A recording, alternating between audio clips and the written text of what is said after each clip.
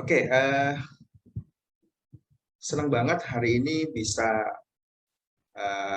menjadi bagian dari proses pembelajaran teman-teman, dan saya merasa terhormat bisa berada di sini untuk bisa sharing bareng sama teman-teman. Pada kesempatan kali ini, saya akan membawakan materi tentang keselamatan dan kesehatan. Ya, mudah-mudahan ini bisa relate dan bisa relevan dengan teman-teman, dan harapannya nanti teman-teman bisa lebih aware terhadap pentingnya keselamatan dan kesehatan. Oke, saya nggak mau berlama-lama lagi. Saya izinkan saya untuk share materi yang sudah saya siapkan, teman-teman.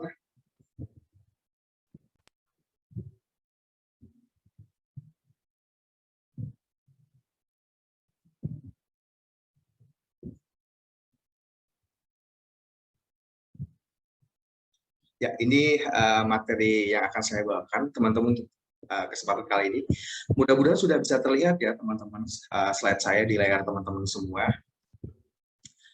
Oke, seperti yang saya bilang tadi di awal bahwa pada kesempatan kali ini saya dipercaya untuk sharing materi tentang keselamatan dan kesehatan kerja di area kerja. Gitu. Ada kasus seperti yang tampak di gambar. Ini adalah mobile container atau yang kebetulan melewati jalan yang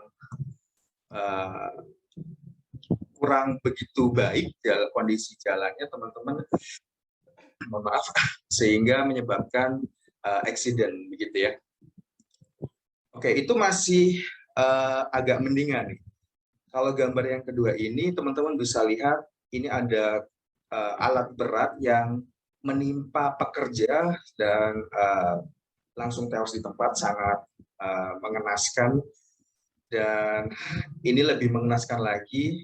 Mohon maaf kalau gambarnya kurang nyaman, teman-teman. Ini hanya menggambarkan bagaimana kejadian-kejadian kerja itu terjadi dan mungkin bisa terjadi dimanapun gitu ya.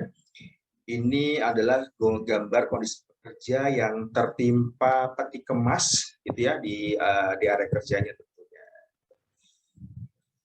Jadi inilah gambaran kondisi kerja, mohon maaf, inilah gambaran kecelakaan kerja yang terjadi di banyak tempat, teman-teman, tidak terkecuali di Indonesia.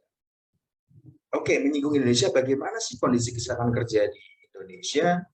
Saya mengutip dari pernyataan Ibu Menteri Tenaga Kerja, Ibu Ida Fauzia, bahwa beliau menyatakan dalam statementnya kepada media, angka kasus kecelakaan kerja di tahun 2019 sekitar ada 14.000 kasus kecelakaan kerja per tahun. Dan itu meningkat di tahun 2020 menjadi 177.000 kasus kecelakaan kerja, dan itu baru per Oktober sampai Desember. Jadi kurang lebih ada sekian 10-20% kenaikan kecelakaan kerja, dan ini 2020 belum berakhir pada waktu itu gitu. Artinya naiknya cukup signifikan. Nah, pertanyaan selanjutnya kemudian adalah yang sebenarnya menyebabkan kecelakaan kerja itu bisa terjadi di tempat kerja atau di area station, teman-teman.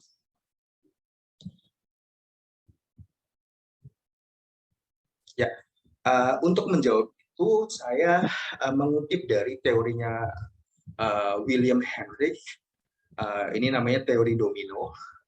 Pada tahun 1930 beliau mengemukakan tentang teori domino yang menjelaskan bahwa kecelakaan kerja ini merupakan hubungan sebab akibat. Ya, kenapa terjadi kecelakaan kerja? Karena adanya faktor lingkungan yang pertama dan ada faktor individu. Yang faktor lingkungan dan faktor individu ini bisa menimbulkan unsafe action maupun unsafe condition.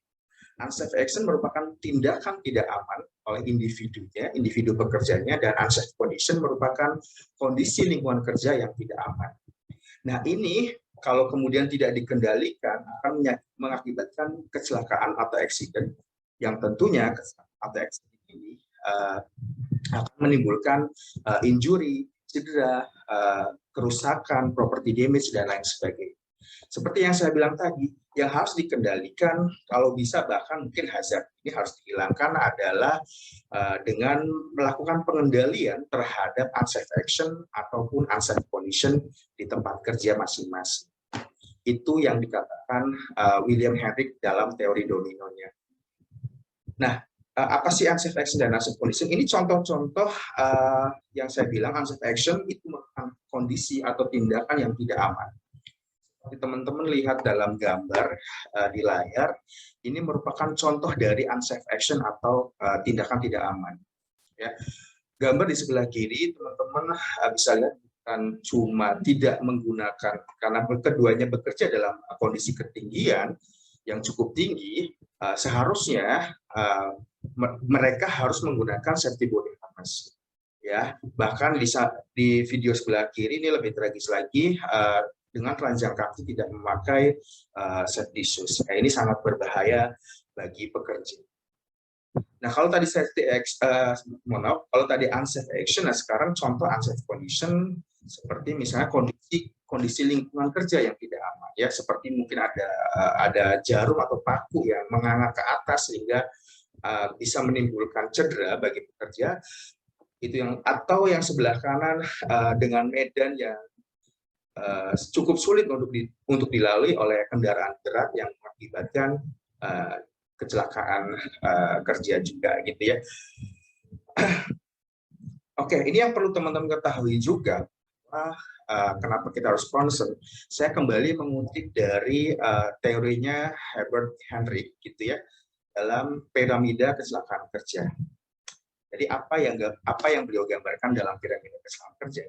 Menurut beliau bahwa kondisi unsafe action atau unsafe condition, ya, ketika ada sebanyak 30.000 unsafe action maupun unsafe condition, perlu teman-teman ketahui bahwa di antaranya ada 3.000 yang merupakan near miss atau potensi terjadinya kecelakaan walaupun belum sampai terjadinya injury atau kerusakan properti. Tapi dari 30.000 ada 3.000 yang diantaranya adalah near miss. Near miss itu adalah potensi terjadinya kecelakaan. Dari 3.000 near miss atau potensi 300 diantaranya bisa menyebabkan kecelakaan ringan, seperti misalnya kepleset, kesleo dan sebagainya. Dan dari 300 kecelakaan ini, 30 diantaranya bisa menyebabkan kecelakaan berat. Berat ini contohnya misalnya kecelakaan yang menyebabkan cedera berat seperti patah tulang, yang menyebabkan hilang hari kerja dan sebagainya. Dan bahkan yang menyejukkan adalah dari 30 kejadian dari 30 kejadian atau kecelakaan berat, satu diantaranya ini bisa menyebabkan fatality bahkan sampai dari cacat seumur hidup bahkan sampai kematian. Nah, ini yang digambarkan oleh Herbert William Henry dalam teori piramida kecelakaan kerja. Nah, untuk itu kemudian A3 hadir. Keselamatan Kesehatan Kerja hadir sebagai prevention atau langkah preventif. Gitu ya, langkah pencegahan. Apa sih sebenarnya keselamatan dan kesehatan kerja atau yang biasa kita kenal dengan K3? Ada 3 definisi. Yang pertama, K3 ini adalah usaha untuk melakukan pekerjaan tanpa kecelakaan, gitu ya. Jadi proses pekerjaan dengan baik tanpa adanya cedera atau kecelakaan atau bahkan mungkin kerusakan properti dan sebagainya. Yang kedua, untuk memberikan suasana atau lingkungan kerja yang aman. Dan yang ketiga, dalam rangka mencapai hasil yang menguntungkan dan bebas dari segala macam bahaya. Nah, dalam EHS biasanya kita untuk mengendalikan itu sebagai langkah preventif adalah yang pertama dengan melakukan identifikasi hazard, ya. Dengan melakukan identifikasi. Pertanyaannya apa itu hazard? Nah, hazard itu adalah segala sesuatu yang dapat menyebabkan cedera, penyakit akibat kerja, property damage atau kerusakan properti, atau mungkin kerugian material. Nah, kemudian bagaimana sih langkah kita tadi untuk kemudian mengendalikan hazard di tempat kerja kita masing-masing, gitu ya.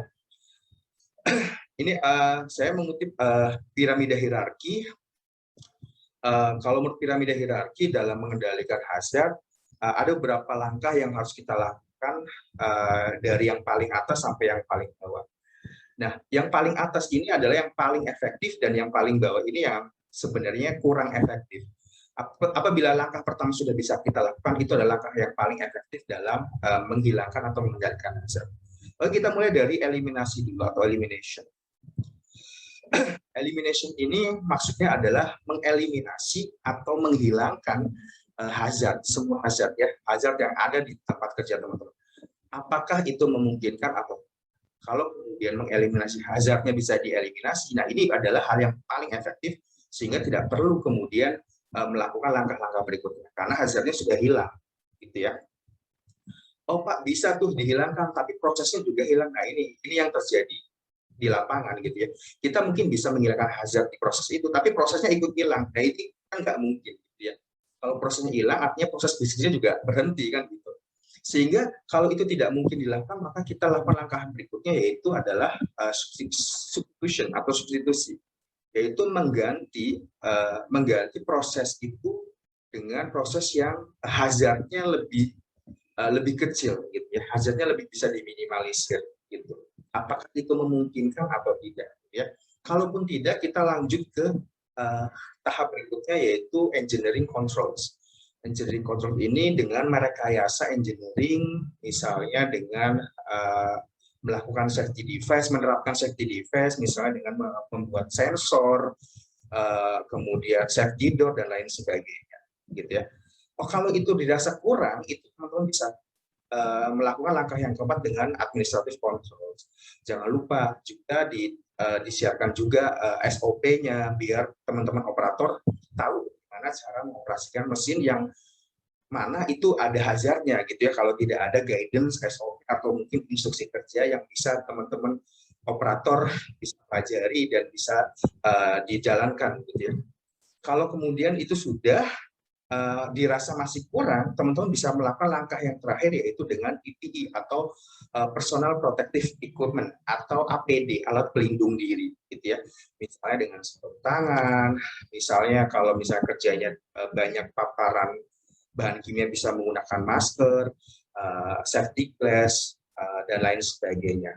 Tapi yang seperti yang saya katakan tadi bahwa semakin ke bawah efektivitasnya sebenarnya semakin rendah untuk menghilangkan hazard atau mengendalikan hazard, gitu ya.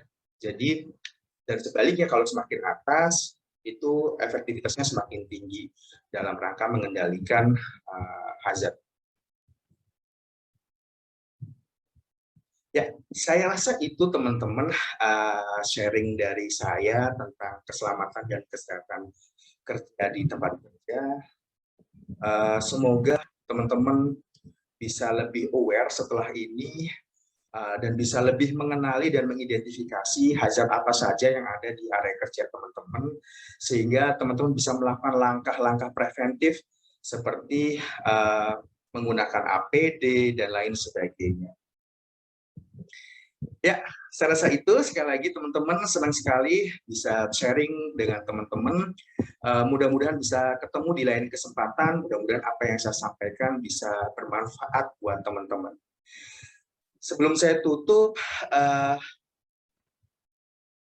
mungkin izinkan saya untuk sedikit mengutip kutipan dari seorang tokoh terkait SFI, bahwa beliau pernah mengatakan bahwa untuk keselamatan kerja, maka lakukanlah apa yang benar, bukan melakukan apa yang mudah. Saya Daspar, terima kasih atas perhatiannya, dan sampai jumpa di lain kesempatan. Salam satu.